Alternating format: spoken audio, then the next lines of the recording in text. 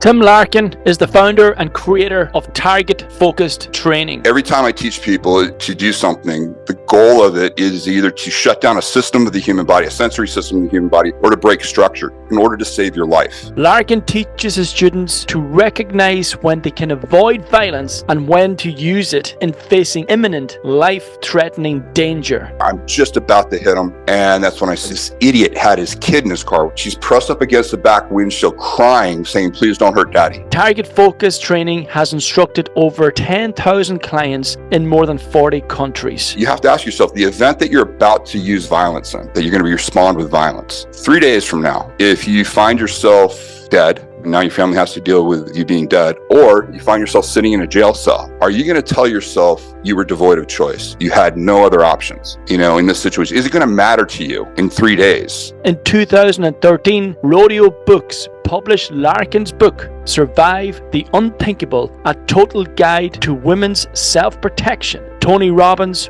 wrote the foreword for the book. The book debuted at number 4 on the New York Times bestseller list, as well as the USA Today bestseller list. She wakes up and this guy's on top of her. 230-pound guy on top of her. And she said, the first thing that I realized is it was like you were in my ear saying, "Oh, he's not close enough." Tim, an absolute honor to have you here, my man. Thank you for taking the time to do this interview with me. I know it's going to be absolutely incredible and full of knowledge, wisdom bombs for people to ultimately kick ass in life and protect themselves and build their confidence when it comes to extreme situations. I have been watching some of your content, and you have this motto that you tend to open up with. I've seen it floating around a few times. I think you open up your TED Talk with this motto or this slogan that violence is not the answer, but when it is, it's the only answer. And It got me thinking, is that motto coming from a place of personal experience, or is that coming from the experiences of others? Where was that born? I think it's just, it's probably, I probably started using that about 20 years ago. And that's after, I'm a military kid originally. And so I've been around the military my whole life. Special operations community is where I'm from. And so I saw the application of violence in professional settings. My uncles growing up, I think my grandfather, the first gifts I remember my grandfather giving me were boxing gloves and, learning how to use it. But there was always a place. Violence always had a place in society. And so the actual quote is, violence is rarely the answer. Mm-hmm. And everybody likes that part of the quote because, we all know that inherently. We know, responding with violence in most situations is absolutely wrong.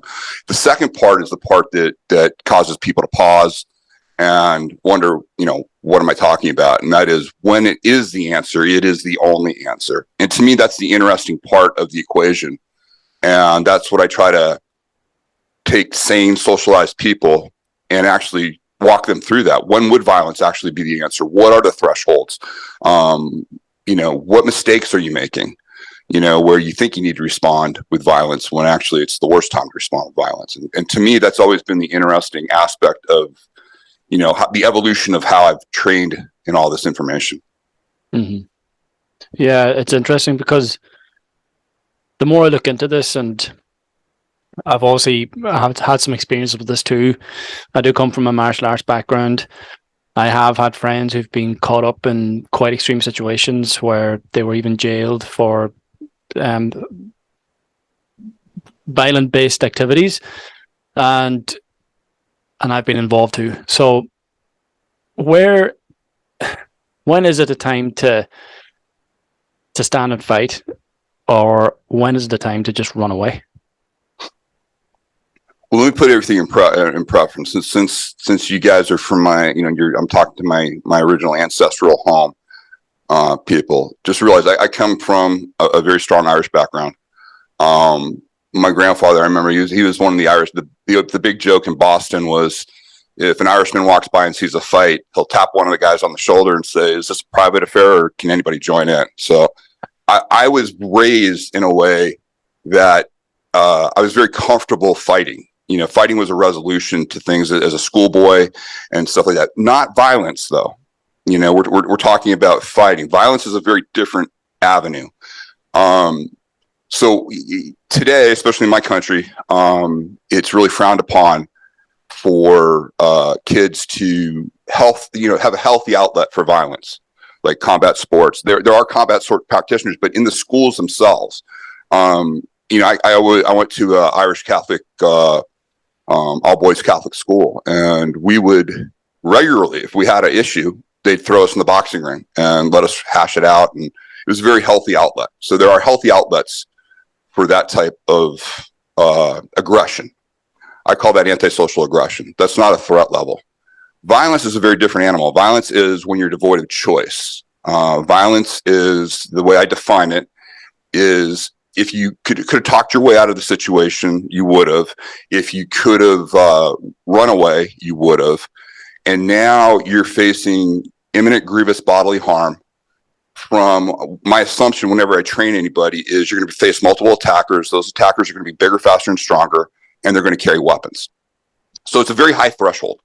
And people ask, well, is there a clearer way of defining that? And probably the clearest way I've had is, and I know it's going to be different for you guys to hear this, we have more of a firearms culture, obviously, here. But what I always tell people is, if the threat that you're facing is to the effect where you're devoid of choice, and if you had access to a firearm, you would feel completely justified emptying that firearm into the threat or threats. That is when you respond with violence. And so it's a very, very high threshold. Very few things meet that. But when you have clarity, it's the behavioral change that takes place in people when they understand the difference between aggressions, antisocial aggression, unpleasant exchanges with people, versus true violence. Once they have that clear definition and they understand how to use the tool of violence, it's amazing the changes they make in their lives. That's the big thing that I noticed. I started out in the military and law enforcement community and special contractor community prior to 9/11. And in that world, it was all operational. I was doing. When I got in the civilian world, that's where I had to talk more, like this. I never planned to train civilians, but it just kind of went that way. And I found civilians, it's really pleasurable to train them, because oftentimes, because we're not used to, I grew up in a situation where, I'm older, I'm in my 50s now. And as a young kid, you could mouth off, you could do so, but you had to back it up. Meaning we were a lot more polite because we realized there were repercussions, growing up. And now in school, there's all this, crazy stuff. And oftentimes that goes now into your early adulthood.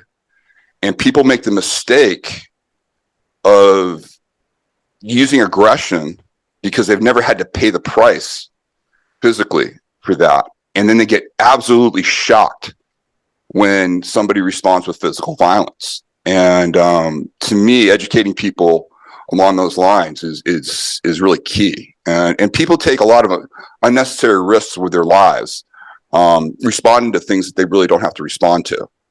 And so it's a juxtaposition, because if you come to me for training, and my client base, unfortunately, 70% of my client base comes to me after the fact. In fact, if your people don't know anything about me, that's probably good. Probably means violence hasn't entered your life. People usually find me, the majority of them find me after. Doing podcasts like this, doing the talks that I get to do, speaking events, all that, it's great because I get to reach that 30% of the people that come to me before violence, comes in.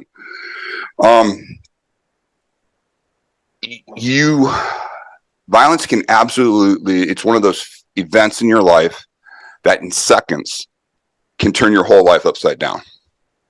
And people, if they're not familiar with the potentiality for violence and the ramifications of it, they make bad decisions. Oftentimes I see people respond to things, say like a road rage type of an incident, or an unpleasant encounter in a pub or a club or something like that. And they think they're dealing with their social circle. They think they're dealing with people that will respond in kind, because in my social circles, I can literally call this guy some of the worst things ever, and there's going to be no repercussions. Bring it back. Whereas I'm out at this club, I see a guy doesn't look like anything, same thing. Actually, he's smaller than me. And I respond to him. I have no idea. He just is freshly out of prison. And he takes exactly what I say at my word. And all of a sudden, I'm dealing with a situation that I had no idea how to handle and what to do. And it has horrible results. So that's a very extreme situation. But I guess my message is I show people exactly how to shut down the human body to save their own lives. I'm very, I guess you'd call it extreme in some ways, meaning every time I teach people to do something, the goal of it is either to shut down a system of the human body, a sensory system of the human body, or to break structure in order to save your life. When you take things to that threshold, and you realize how few things would be necessary for that, the behavioral change in you is huge, because you don't want that to come into your life, and what's really interesting is you actually end up, by understanding the tool of violence, you end up living a much more peaceful life, and you're much calmer, because you understand the ramifications of it. And so the education portion of it, to me, is always challenging and the most rewarding. Mm-hmm. Yeah, you have a lot more confidence in your life, because you can ultimately save your life with the tools that you have. There's that. It's a different thing, though. It's not, if you come to me, I'm not going to turn you into a super ninja, or you're going to be able to get into, one of the combat sport, you're going to jump in the ring with a top-notch combat sport personnel. Violence is a very different tool. Violence is the equivalent of, well, I'll give a perfect example. I have a video that I show in my class, and it's in an Australian prison.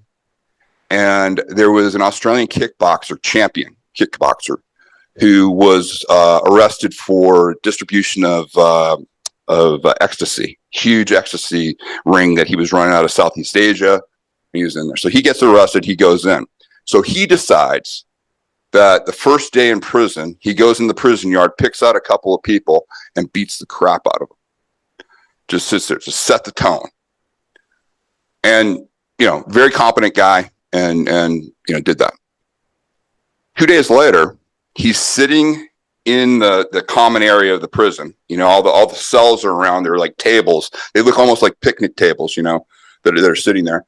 A guy is engaging him, talking to him, and you see down the stairs a guy quietly running down the stairs, and it looks like a pillowcase. Or it is a pillowcase, but something's in the pillowcase.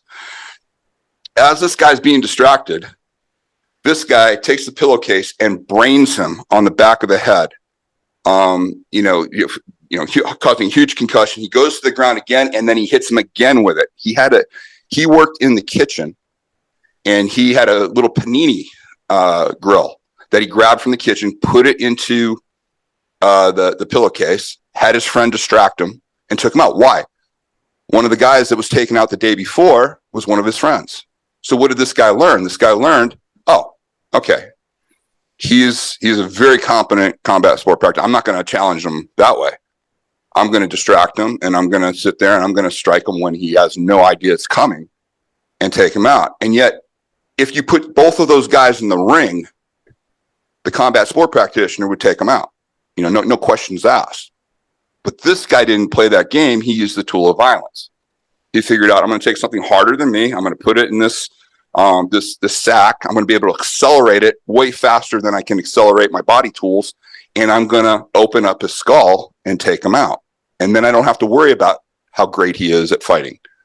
So violence is a tool that often, the reality of it is disappointing and inconvenient for people, because people want to think, especially in the combat sport world, they think somehow all the training they have is going to make them immune to violence in some ways, or somehow, superimposed. And listen, I live in Las Vegas, Nevada. We have the headquarters of the UFC. I have tons of friends in the UFC. I love combat sports, and some of my best friends are practitioners. My competition days are way over. I'm way beyond that.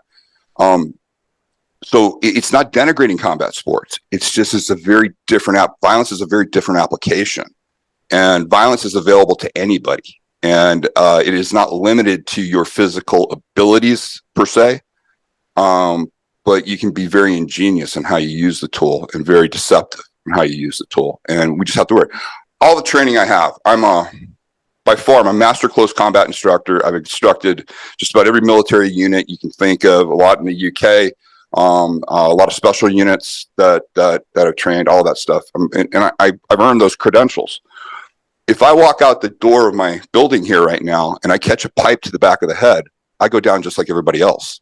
Violence, my training gives me no immunity to violence. The tool is only good for me if I'm the one using it, against the other person. And so but my body is just as susceptible to any of these areas. The only incident is with somebody like me or people that are well trained. You better get it right the first time. Don't give us a chance to recover, because we're gonna get right back into it right away. So I hope that kind of answers your question. I'm sorry if I'm going off on a tangent. No. I just wanted to lay that out. That's clearly defined violence for me, and thank you for that example, because that I've got the clarification now for sure. I think some other people would be quite confused about that. There's nothing noble about it. Violence is not there.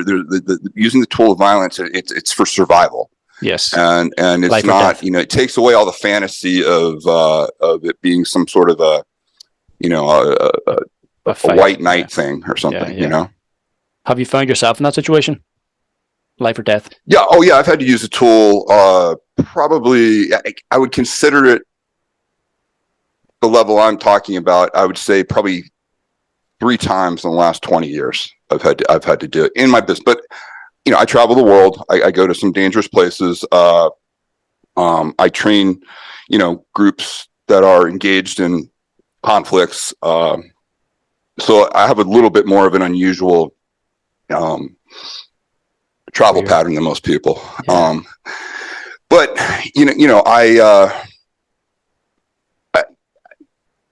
I look at 2 of those situations and I realize I didn't assess the situation, well. I put myself in a situation, because the real goal for me is to create a situation where you have so many rings around you that it's very hard for violence to enter your life. I had made assumptions that I was in a safer place than I was. I had made assumptions that the personnel that I was surrounded with were all on the same side. It turned out okay for me. But again, I reassessed how I operated after that each and every time, because I realized, the last thing you want to do is use the tool if you don't have to.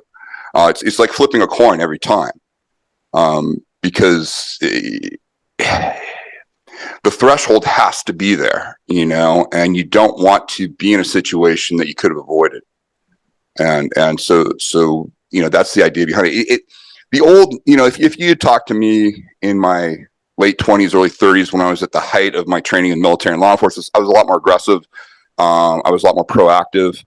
And I was a lot less in the civilian world at that time. The wisdom that I have doing this for as long as I've done, and all the stories that I know and all the data that I have has helped me refine the way I look at the tool and how I teach it. So, the way I teach people now is the way I wish I had learned it. Because it's just a much better application and gives you much more clarity on when you'd ever, need to use the information.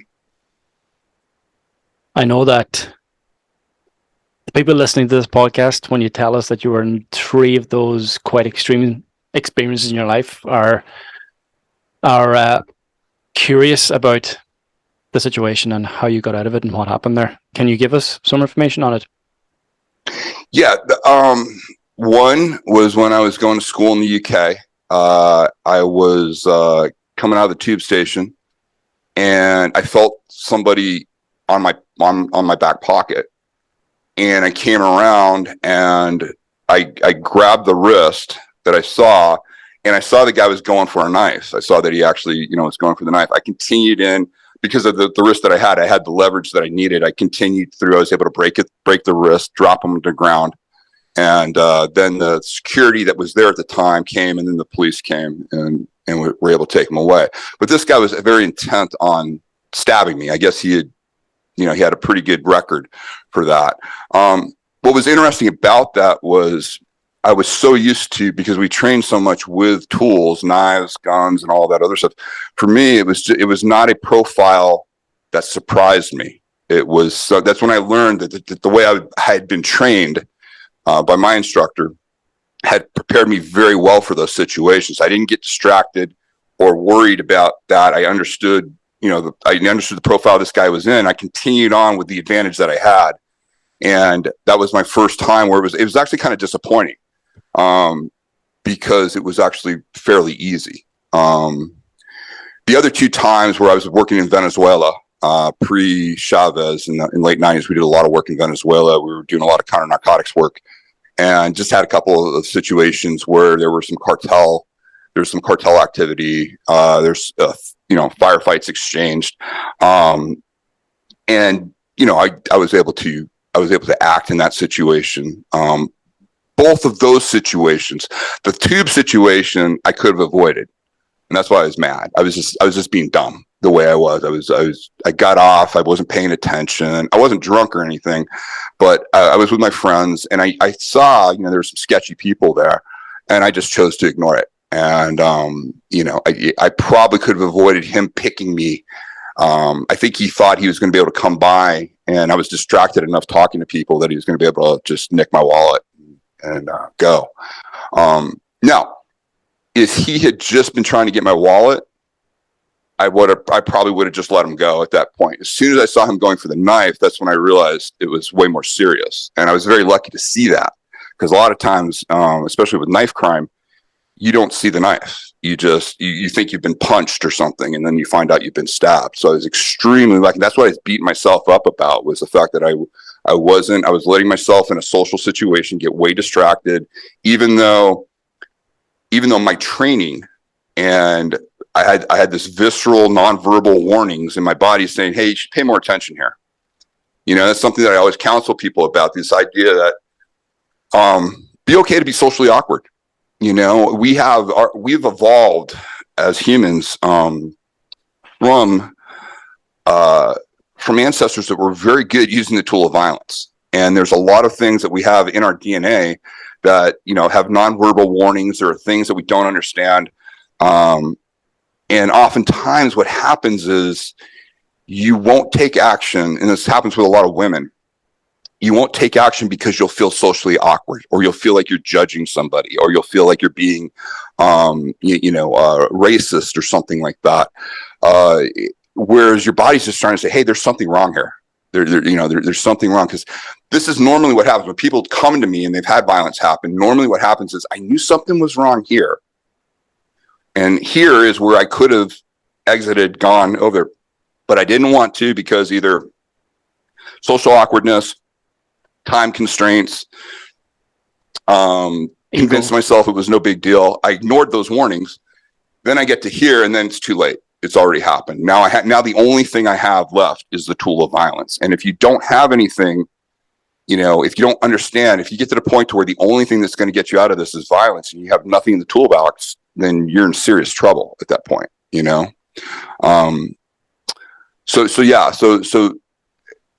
For me, I think the more pressing thing for me is, let me tell you the embarrassing times, where I used violence when it wasn't warranted, and some of the results. Well, I'll give you two examples. One where I did something that to this day, it was the last time I was 27, 28 years old. I was coming back from South America. I was in San Diego, California. We had been in a combat zone the whole time. So I get back to San Diego thinking, oh, everything's fine. So I'm in this part of San Diego where we were merging traffic, and literally just inching, just everybody's inching. I had two of my buddies in the back. One of them, one of them noticed that the guy behind me was acting like I had cut him off, like in this inching traffic, like somehow I had cut him off. And he noticed that the guy was really agitated. He could see that the guy was really agitated. So, and again, we're coming back from this combat zone. And of course, I start egging this guy on. I look at it, I can make his eyes in the rearview mirror, and we're making faces at him and everything, just kind of smiling, laughing, and then I blew kisses. I went like that to him. That just set him off. So for the next 10 minutes, he manipulated his vehicle to get in front of me. It took that long for him to get around. We were kind of ignoring it. Well, he gets in front of me, stops the car, and gets out. And it gets out, and I'm like, oh, this is 27-year-old me. Oh, this is great. So I get out right away, and I start walking towards him. Now, I'm in a funnel, basically. There are cars on either side of me. I'm past my door when I hear from the back my friend yell, "Gun." Right then and there, I was like, holy crap. I'm in a funnel. I'm in the fatal funnel. I go, my only chance is to charge this guy. So I start to charge, and then I realize it's not a gun. It was, I don't know if you guys have these in Ireland, but in the late 90s, one of the big things was steering wheel lock. Oh, yeah. It's like a long club type thing. Mm-hmm. And it would lock your steering. Well, that's what he had. He had that in hand. To me, that was like, after seeing it was a gun, this is no big deal. And he was kind of like this with it. So I charge him, come up, he tries to hit me, it's perfect. It looked just like out of the movie, slam his wrist, I got his neck, I take him, slam him on the back of the car, I'm just about to hit him. And that's when I see her. He had a little girl, she was about probably 4 years old. She's literally pressed up, this idiot had his kid in his car when he was doing this. She's pressed up against the back windshield crying, saying, "Please don't hurt daddy." And to me, I couldn't believe it.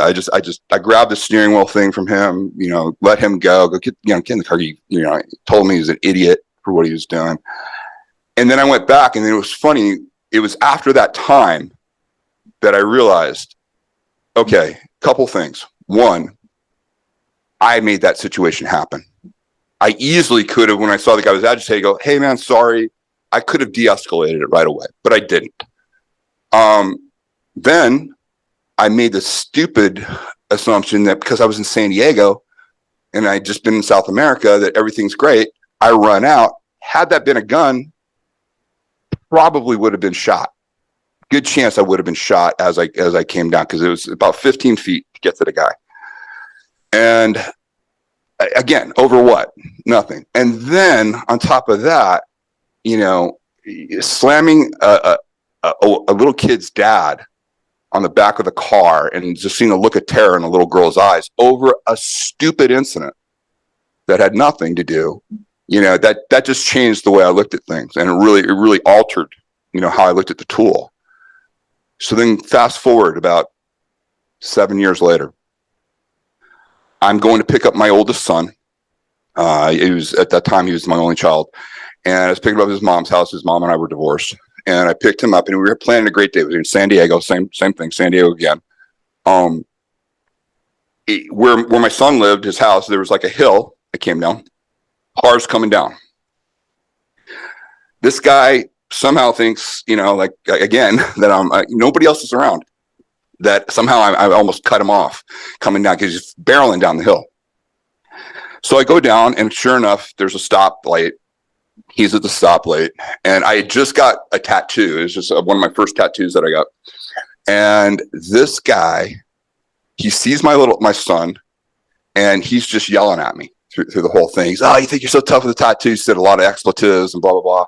And he sees this little kid, just sitting there. He's this little kid just holding a magazine, and he's looking at the magazine. He looks at me. He looks at this guy. And I was just really calm. And I was, "Hey, sir, sorry. I didn't mean to, cut you off. Wasn't trying." And he just kept going. I just gave him nothing. And he flies off when the light turns green. My son looks at me, and he goes, "Dad, why did you let him talk to you that way?" He goes, "You could have taken him. You could have got out there. He was nothing." And I said, "Well, yeah." I said, "But, I don't know. What if he had a gun? I said, or what if I did? What if I did and I really hurt him? And then, then I end up going to jail. And then, we don't get to have a great day. We're going to go see your uncle and everything. And so I went through the whole scenario with him. And he just looks at me and goes, but Dad, you're this guy. And he holds up the magazine. It was Black Belt magazine. And it was me on the cover and, having my pose. I was self-defense instructor of the year and everything. And he just couldn't, put the two together. And so I was going to do a seminar. I was dropping him off with his uncle, and then we were all going to get later. And so I opened the seminar up with that story. And to me, it was like I had choice. I had choice at that point. And as galling as it was to have this guy yelling at my kid and doing all that, it wasn't worth the risk. And, it was that evolution that I had on when and where to use it. So again, having this information is like having, a nuclear bomb, basically, and when would you ever use that? I mean, a stick of dynamite can open up your car door, but it's probably not the best way to do it, and so violence is the same type of the tool. It's when you need it, there's nothing else that'll work. But the threshold for needing it is really, really high. And you have to be okay with that because you can let your ego get out of control and then you can be in some situations that you really don't want to be in. Brilliant, man. Yeah, and in both those scenarios, you hold back because you're trying to protect a child. Ultimately, isn't it? You're trying to protect the 4-year-old girl in this father's car. Then you're trying to protect your 7-year-old son in your car. Yeah. So, I mean, the children or the kids have had a huge influence on your life, and how did having kids or having children change you as a man? Coming from that background of almost extreme combat to then having to develop a level of empathy and love and compassion for the children in your life. Yeah, you're not living for yourself anymore. I traveled the world 4 different times. I did it once with the military. I did it 3 times as a contractor, and I'd be gone for months at a time, literally throwing myself in challenging situations, let's put it that way. And I loved it. And I loved the training and I loved being with the guys. And everything was fine. I knew I didn't have a risk. Now, even with my oldest son, his mom remarried his stepdad. If things were different, he and we are good friends, but we'd be great friends. I lucked out. This guy was just fantastic. He had a daughter, but he'd never had a son. And he just, he was great. So I knew my son was fine. Worst case scenario, something happens to me, I'm fine. It wasn't until I met my wife, my current wife, 17 years ago. And then we had 3 children. I have a 12-year-old son and I have twin 9-year-old daughters. And that's when I started, just choosing things differently. Like training my guys, myself and my other instructors. We had a lot of opportunities to do work over in the sandbox and other challenging places. And not only did I not want to put myself in that situation, I didn't want to put my guys in that situation, because a lot of them have families. So we made different choices on where we would train. We would still train people, but we would make them meet us, say, back then we'd have them meet in London a lot of times. We train out of London, or we train in Paris, rather than going to the actual zone itself and do some training. So that was a choice I made to do that. And I was fine with that because I had already done all the other stuff. I'd already been in those situations, and I realized that as romantic as it sounds to a lot of people, it really isn't. It's just if you don't have to do it, why put yourself in that situation? And I think that's kind of the idea that I do with a lot of people is I try to talk to civilians all the time about avoidable situations. When people get into antisocial aggression, which is what most of us think we have to respond to. Somebody insults you, somebody says something to you, or somebody's being obnoxious and you think you have to respond. And I constantly, bring up scenarios with people, show them video of what seems to be a very justified situation. One guy's being a real jerk. Other guy goes to confront the jerk, not necessarily fight with him, but confront him, get into a shoving match. One guy falls over, brains his head, and dies. Now you have a situation where you have somebody's lost their dad, because in all the situations I show, it's usually the family member, family. So they've lost a dad. The other family's lost a dad to manslaughter. So one's going to prison, one's going in the ground. And when you look at it, you sit there and go, over what? They were arguing over the fact that, somebody made a rude comment, or somebody behaved aggressively in some way, or something like that. And you confronted them when you easily could have ignored the situation or handled it in a much more de-escalation type of a situation, where you didn't have to respond in kind. And what I try to tell people, one of the biggest things I have, like in my book that really gets people, is the 3-day rule. And the 3-day rule that I've been counseling people all the times is, and you have to think about all this stuff prior to you getting involved in the heated exchanges. But you have to ask yourself, the event that you're about to use violence in, that you're going to respond with violence, 3 days from now, if you find yourself dead, and now your family has to deal with you being dead, or you find yourself sitting in a jail cell, are you going to tell yourself you were devoid of choice? You had no other options, in this situation? Is it going to matter to you in 3 days, whatever this event is? That has changed the way a lot of people have looked at their lives. It's caused them to pause in a very positive way and realize that it's not worth it, the threshold. Because every time you put your hands on somebody or somebody puts their hands on you, you are flipping a coin. You have no idea. I show videos all the time of two, like say a pub brawl or something, where it's just epic. And it's just these guys going, sometimes multiple minutes, just literally bloodied, beating themselves up, but they both walk away. And then I'll show another pub incident where two guys are into it. One hit, the guy hits the ground, cracks his skull open, he's dead. It's just that flip of the coin. We don't know. And so the threshold always has to be that you are devoid of choice. If it's a very simple thing. If you have to ask yourself, is now the time to use violence? Then it's not the time. Because when it is the time, you will have no hesitation. As long as you have clear definitions. And then that's what I try to provide people through my talks, through my books, through my trainings. All of that is really, that's my main message. Now, that doesn't mean that you get lecture from me all the time. No, if you come to me for training, 95% is you working on the mat, learning the vulnerable areas of the human body and how to wreck those in case you need to save your own life. Because that is the most important thing. I see violence as your last resort tool. Everything else has failed, and now you're facing imminent grievous bodily harm, and you have to save your own life. And so it's a very healthy way to look at the situation, and it causes mostly positive change in people. Mm-hmm. So, with all of the good work you do in terms of helping others defend themselves, how have you managed to help your kids develop these same capabilities or the self-defense? Have you also got them involved in martial arts, or what's your process with them? The teaching what I teach is something that my oldest son didn't get it till he was 17 and a half. He's a very good athlete.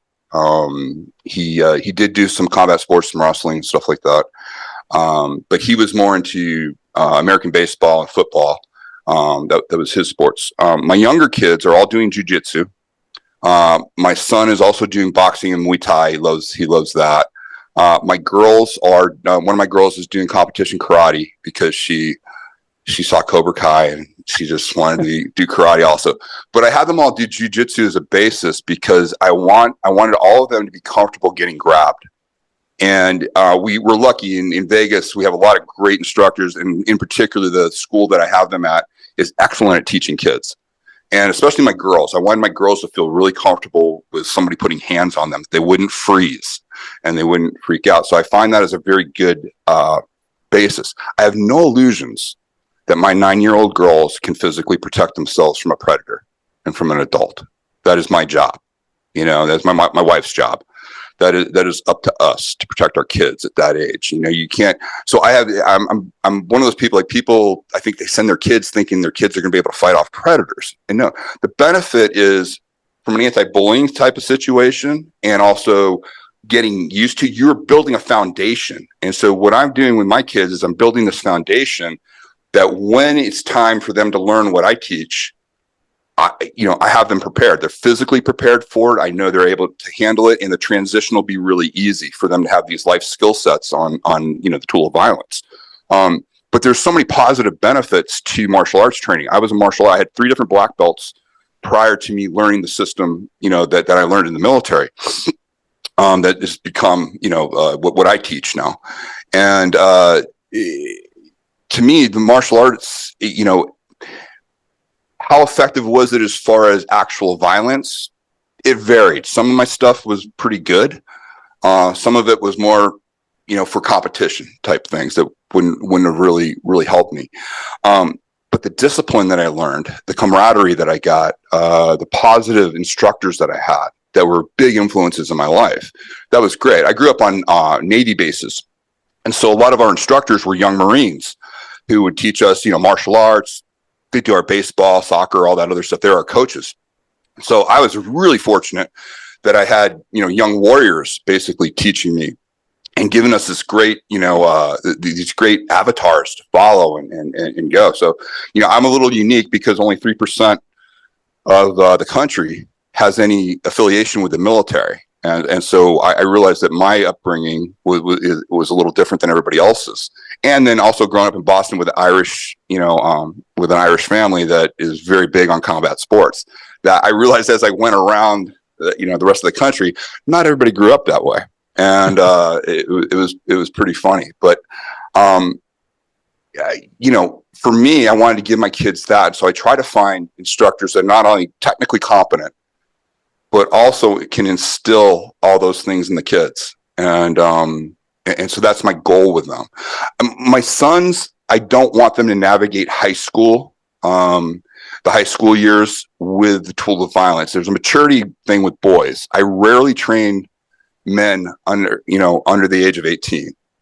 Usually it's outside of the US. Usually it's a family, say in South America or Eastern Europe or something, where there's a true threat to the family. And then those kids grow up much faster and they understand the ramifications of that. Here in the US and a lot of times in Western Europe, young men, I wouldn't want them to navigate those years, because boys, they tend to do things they tend to try things out on each other. And a lot of what I teach can, just do irreparable harm. I mean, if you just look on YouTube, any of the stupid things that, teenagers do to each other. Now, it's different with women. I will train, as long as the parents are okay with it, I'll train girls as young as 11. Again, I don't feel they're going to be able to fight off a sexual predator, but they need to start learning early on that for women, it's very different. Boys, men have, and I understand with all the gender challenges and everything now, people are doing what it is, but culturally, men communicate with violence at time. We will have, here in the US, we call it locker room time, where you push each other around, you'll do things. And it's more of a social dominance thing. It's not actual violence, but we have this confusion with violence that sometimes we have to navigate. Okay, is this an alpha social dominance thing, or is this real violence? Women, as soon as a man, it's a men, men putting hands on it, if they put hands on women, it's violence. They experience the real thing. And so I'm very comfortable. My girls will probably learn it much earlier.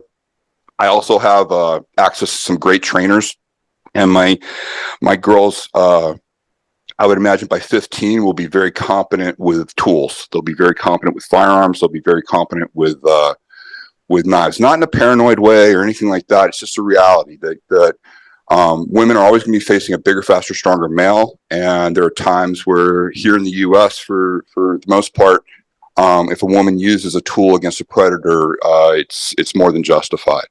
And so I want them to understand the parameters of that so they navigate life.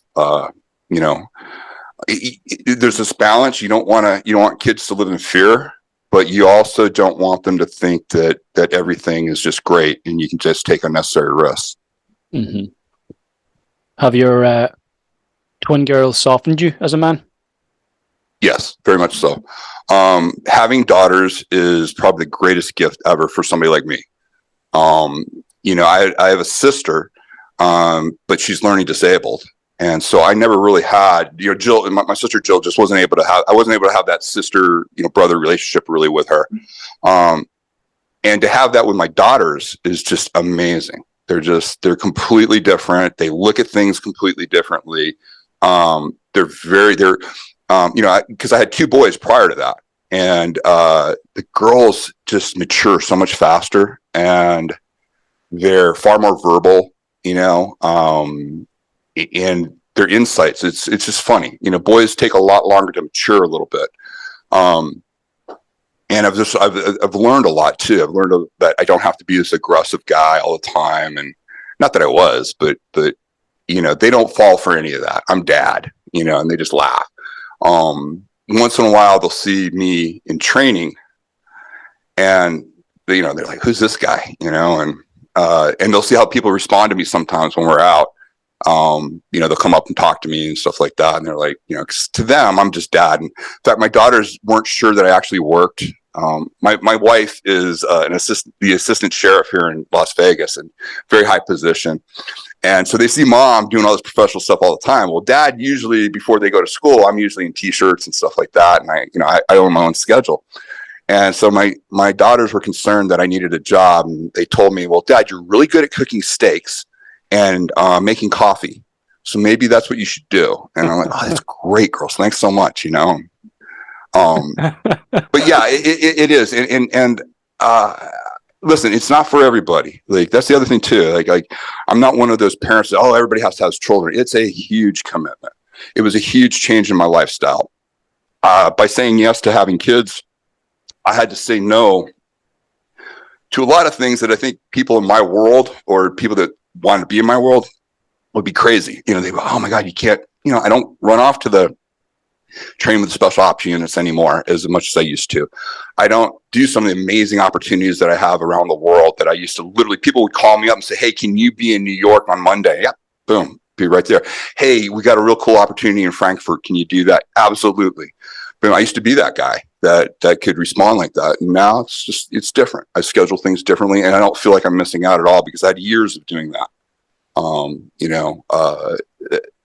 But yeah, from a lifestyle standpoint, for me, I'm probably one of the most unlikely people to have 4 kids. I have 4 kids now, which is crazy.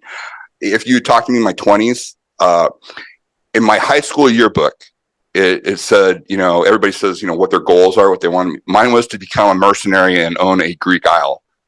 I couldn't believe that they let me put that in there. But I mean, that was me from beginning. Like all through college, I was prepping to be in special operations.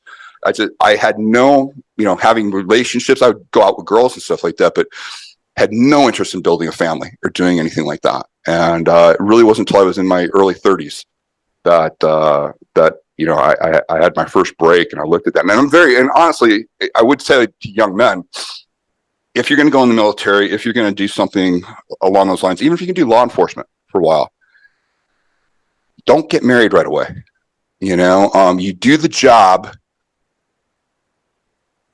much more selflessly when you don't have attachments like that. And I don't mean it's bad. It's just you think differently. You will hesitate in situations that before you never would have hesitated in. So to actually be your best at that job, I would not want to have a family. Like I would not, looking back on some of the things I participated over the years and the events that I did, thank God I didn't have to worry about anybody. I would tell my dad, hey dad, my mom only thought I was in 2 places in the United States all the time. She thought I was either in Coronado, California, or I was in Virginia Beach. She just thought that's where I traveled between. She had no idea where the hell I was. I was gone. My father always knew. My dad's former military, and I would just tell, hey dad, if anything happens, this is kind of where we're at, blah, blah, blah. But I can't imagine living that lifestyle there. And I come from the Naval Special Warfare community. I was trained to be a SEAL. I blew my ears in a really bad diving accident, and I stayed in the community as a special operations intelligence officer. And I stayed in the SEAL community doing that, not as a SEAL, but as an intelligence officer. And so I saw these guys, these amazing guys, and the divorce rate in special operations community is through the roof. And in the SEALs in particular, it was massive. It was like, I think when I was in, it was like 70-something% of the guys got divorced because it's just no lifestyle for a family, and all sorts of issues. And so I saw all of that as a young guy, and I was like, no, I don't, I just avoided it. So it wasn't until I was out of the military that I even entertained it at that point. And I tell my sons the same thing, just, understand if you decide to have a family, that has to be, your priority, and you have to adjust accordingly. Mm-hmm. Yeah. You can't afford to hold back on either of those areas. No. Yeah. No. I see the results when people do. I saw guys in the community that were amazing operators, fantastic, and their family life was just a shambles. They didn't know their kids. They didn't, you can't do both. And some guys recover. I've seen some guys recover. If any of your people watch anybody like Jocko Willing, he talks about that. I thought it was really cool when I first saw some of these things. He admits fully when he was in the job, he was immersed. That was it. That was his whole focus. And his wife knew that. She's a strong woman, and she was able to do it. And I really respect the fact that he was honest about that. And now, of course, he's, he can embrace all that. His life is very different. But yeah, you have to, in order to, especially when you're operating at the levels those guys were operating at, you can't afford distractions like that. Mm-hmm. It really makes it hard to do the job. Is there one experience or one moment even that has been a highlight for you as you sit here talking to me today that sort of stuck with you the most? Professionally, one of the coolest things that ever happened to me was I was in Prague at an event in 2002. And there were two really cool things. The first was I was doing a presentation, and I was doing it on hand-to-hand combat to a very elite group of people, business professionals, politicians, celebrities. It was just this mastermind group that came together of a couple of hundred people.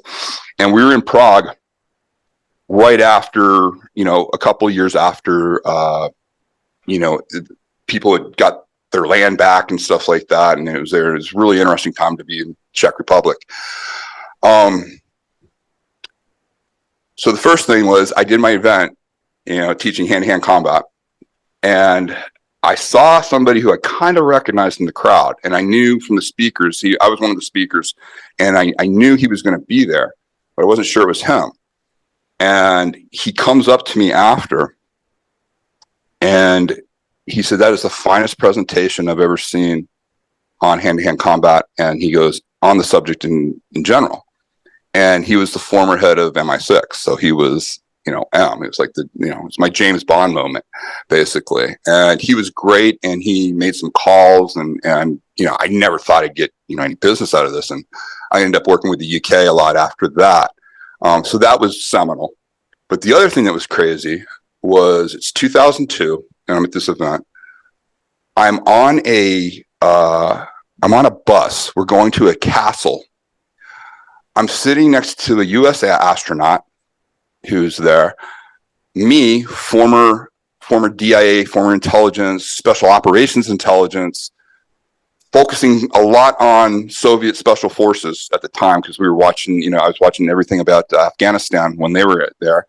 I'm sitting next to another head of the GRU, another KGB, former KGB guy that literally, had we all been together 10 years earlier, somebody was going to be taken to jail or somebody was going to be shot. Like none of us could be together. And we were all saying that when we were sitting there, and we were having great conversations, and we're going on and we're going, this couldn't have happened. This event, we could not be talking to each other as freely as we are and enjoying things. And so it was just surreal. So I've had many, many cool things in my life that I've been part of, and I've met incredible people. It's on the most unlikely subject. When I decided to do this, I got out of the military. It was in the early 90s, and I told myself I'm going to take 6 months off, and then I was going to Wall Street. I have an international business degree. My friends were already there, and they're, "Are you finally done with the military? We're going to get you in." They were going to grease me in. I was going to get in one of the houses. But I want to take 6 months off. Now, I learned the basics. I had become a military instructor in what I now do. And the instructor, who was not in the military, he was a former military guy, but he was running the company. He goes, "Hey, I know you're taking 6 months off." He said, "Would you mind helping me out?" He goes, "The word's getting around that I'm training all these spec ops units." He said, "I'm getting a lot of inquiries from corporate people, from corporate security, because a lot of the guys would leave the teams or they'd leave special forces and they'd go to these security units for corporate, Fortune 100s, and they say, 'Hey, you should get everybody trained by these guys,' And so I had decided, okay, yeah, that's kind of fun. So I started helping them out, and 6 months turned into 12 years. And it was crazy. And the people that I met, I never would have had access to those people, like if I had done traditional careers. I mean, the CEOs, the celebrities, the politicians that I got access to far more than in my intelligence career, which I had some pretty incredible, access there too. So it was just crazy. It made no sense whatsoever to do this. My mother was so embarrassed. She was like, what do I tell people you do? But since then, I not only was I able to build the business that I'm able to build today, but I've become an author. I got 2 New York Times bestsellers on the subject. I was able to talk at Google, do a TED Talk, and this isn't a subject that back when I learned it, it was, really suppressed, martial arts, combat sports, military training. To think that it would have a more broader appeal or people would listen to this type of subject, it was really kind of unthinkable back then. Yeah. So all I can tell people is, listen, if you just go with your gut, it felt right to me. It made no sense financially. It made no sense at the beginning financially. But I just knew there was some reason I had to keep doing this. I just had such a passion for it. And you have to be careful with passions because, don't be stupid about it. I just kept having unique opportunities that opened up more doors to me. And even though it made no sense at the times, because you might got to remember in the 90s and early 2000s, it was all about, Wall Street or, Silicon Valley and all of that stuff. And I missed all those opportunities I could have, even though I have all friends in those areas. I did turn down a lot of quick money that I could have been part of.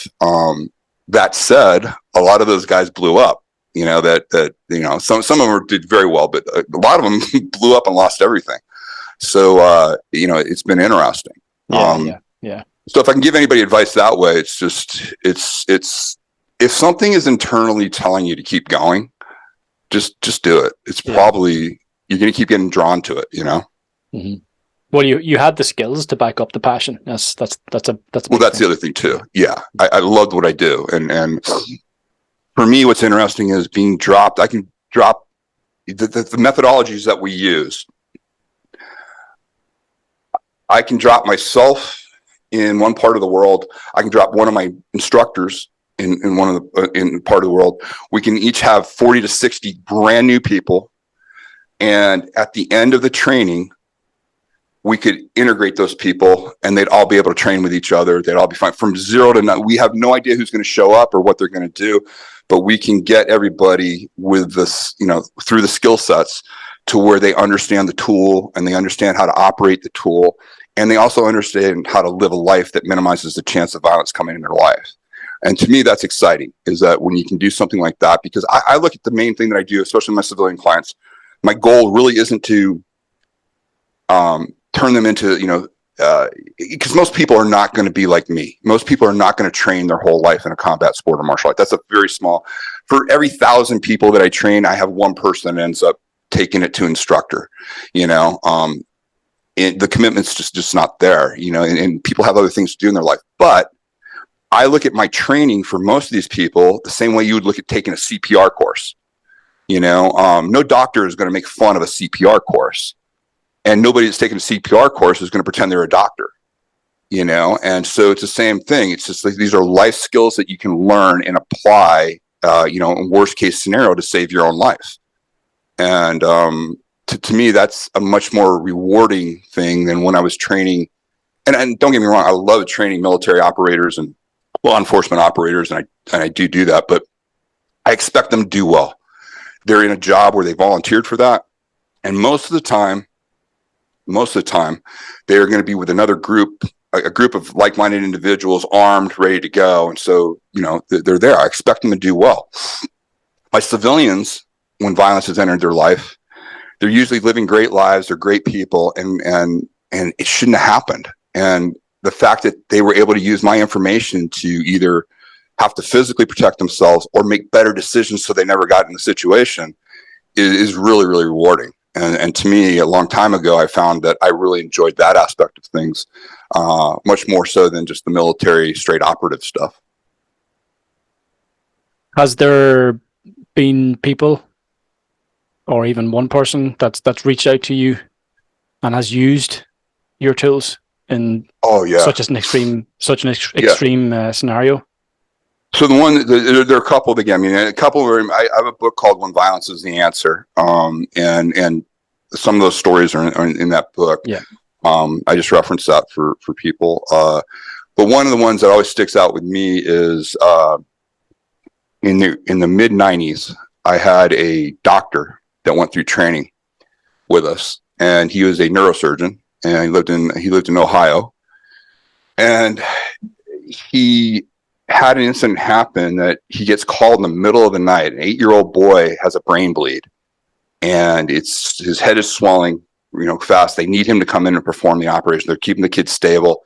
He jumps in his car. He had a Mercedes, very nice car, and he goes into the city, this inner city hospital that's in Cincinnati.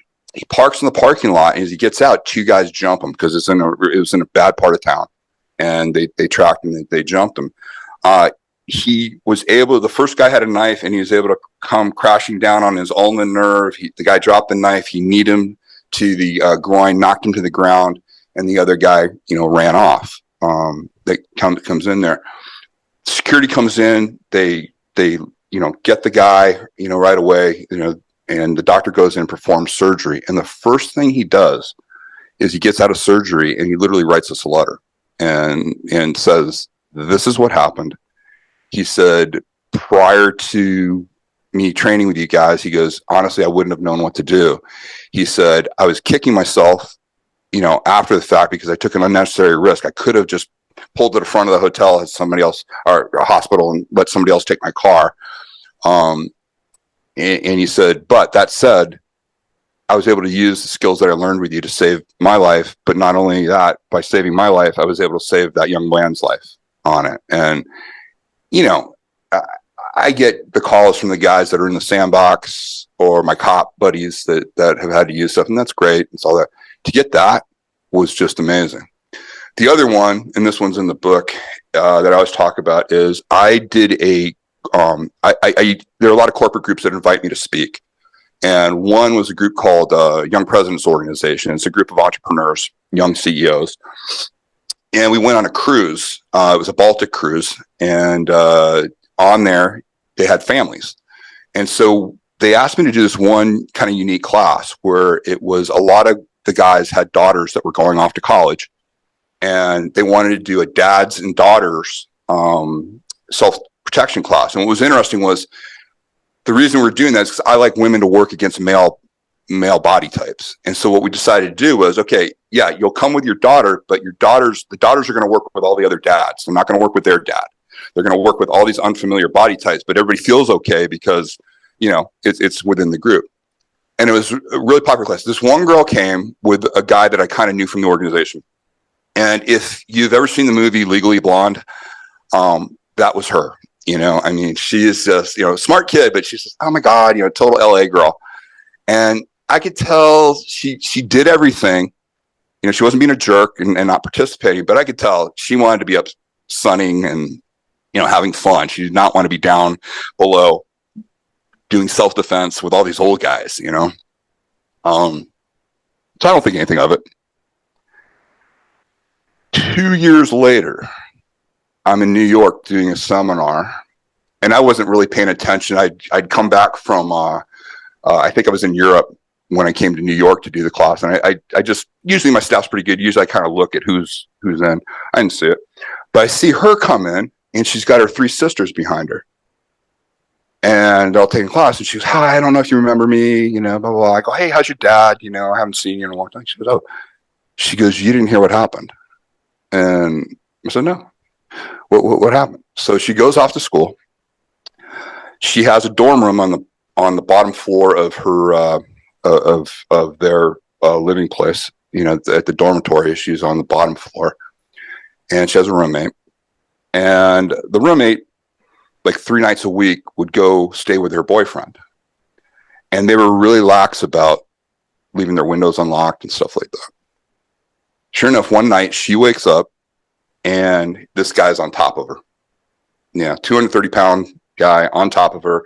She's in there. She has one of those beds that like a lot of college kids have, where the bed is above and they have the desk below. So it's kind of like a higher up bed, almost like a bunk bed type situation. So she's up there. And she said, the first thing that I realized, she goes, it was like you were in my ear saying, "Oh, he's not close enough." Like, she immediately realized her situation, and she immediately realized, okay, I have to relax. I can't take action right now because he's too far away. I need him closer, you know, because, you know, I always tell people, I go, you usually have that one chance to get an injury on somebody that can save your life, you know? And she did. And so this guy did. And especially in the rape position, they usually have to adjust themselves, and they end up he brought his head closer to her because he didn't fear her. He thought, you know, he's used to women just freezing and allowing this to happen. And when he came in, that's when she took action. She grabbed around, just latched herself around his neck, and then took her thumb and just went right into his eye right away. Like, you know, the way we had taught everything. He had a very violent reaction. I mean, he violently pulled away, but because she was holding on to him, like we teach people, you know, she's with him the whole time. As they fall off of the bed, he falls. Her hand comes off of the eye, and then her ulna, she didn't mean to do this, but her ulna, her forearm, ends up like right below his throat. When they hit the ground, she's on top of him. Her forearm, with all the body weight slamming in, crushes this guy's throat. She could feel like, you know, the crushing of that. She sees right away this guy releases, and he's out. He lets go of her, and he's, you know, trying to breathe basically, but he's on the floor, immobilized. She runs down the hall screaming, and then, you know, security comes in. By the time security got in there and everything, the guy had asphyxiated and died. She said, "I was so pissed at myself." She said, "I remember you telling us about, you know, just social awareness." And they find out this guy had been tracking her for 3 weeks. Got her patterns, understood when the guy was gone, saw that he had tried their window a couple times, because when they found his place, they found all of his notes and everything. And he had been a predator they'd been looking for. He terrorized a couple of different schools, and got away with, you know, a couple of different sexual assaults. That was probably one of the most extreme civilian situations I've ever had. But it was amazing. She was fine. She didn't really need counseling or anything like that. She was very lucid on the situation, and she was determined to get her sisters into training. And, you know, that's when they were there. But it's incidents like that. And then I'll give you one more. This is probably the one that you know, is the best. This is my best scenario that I can get from anybody. I was training a guy. He's from Texas. He's from an oil family. Big guy, looked like a football player, like an American football player, just really, really big dude. And, you know, he's the typical good old boy. You could tell he'd like to go to the cowboy bars, and he definitely, you know, liked to throw punches and do things. And the second day of training, he's there in the morning, and he said, "Hey, Tim, can I talk to you for a second?" And I said, "Yeah, man." He goes, "I just want to thank you." And I go, "What do you mean?" He goes, "Well, I called my wife last night after the first day of training. I told her, honey, you don't have to worry about me anymore." He said, "I learned today how lucky I've been that I, by accident, by willingly getting involved in fights, didn't inadvertently seriously injure somebody and end up in jail, and vice versa, that I didn't run into somebody that really knew violence and could have, you know, taken me out." And, you know, his whole demeanor on that subject changed, and his behavior changed.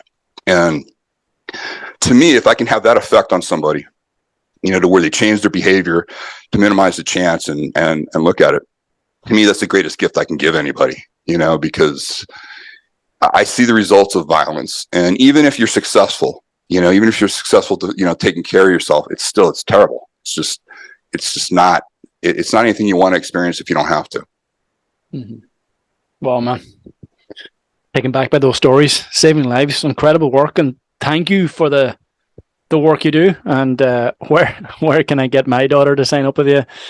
Yeah, that's what I'm thinking in the back of my mind now. She's actually in karate class at the moment with my son. So, but yeah, so where can the good people of this podcast reach out to you, potentially work with you, join one of your training programs? A great way to start is just, if you go to timlarkin.com, just give us your email. We give you a guide right away. It has 11 different modules in the guide, and it really, if anything resonated during this interview and you want more, we really go in depth with that. It's completely free. There's nothing there. I would love people to train with me and do things, but I also want you to be fully informed before you come in. I'm not saying I don't know if I'm the right person to help you, but if you read this material, you'll have a much better understanding, and then you can make a choice from there. And if you like the material and you think other people would use it, please, give them my website to check it out. Brilliant, man. Tim, I've thoroughly enjoyed this conversation. Thank you so much for. Well, thank you for having me, Gavin. I appreciate it. Yeah, your time, your energy, your insights, your inspiration. So I look forward to listening to your podcast when you launch that too in the near future, I believe. Yeah. So and also, if people want to check out any of I do have a YouTube channel, Tim Larkin Self Protection, easy to find. Lots of different things. I've interviewed a lot of subject matter experts from not just me, it's other stuff, and also just we go over a lot of the same material that you and I have been talking about. Yeah, brilliant, man. Thank you, and until next time, till I see you in Ireland, man. Yeah. Yeah. I got to get over to the home country. Nice one, man. Make it happen. Thanks, Tim. All right, brother.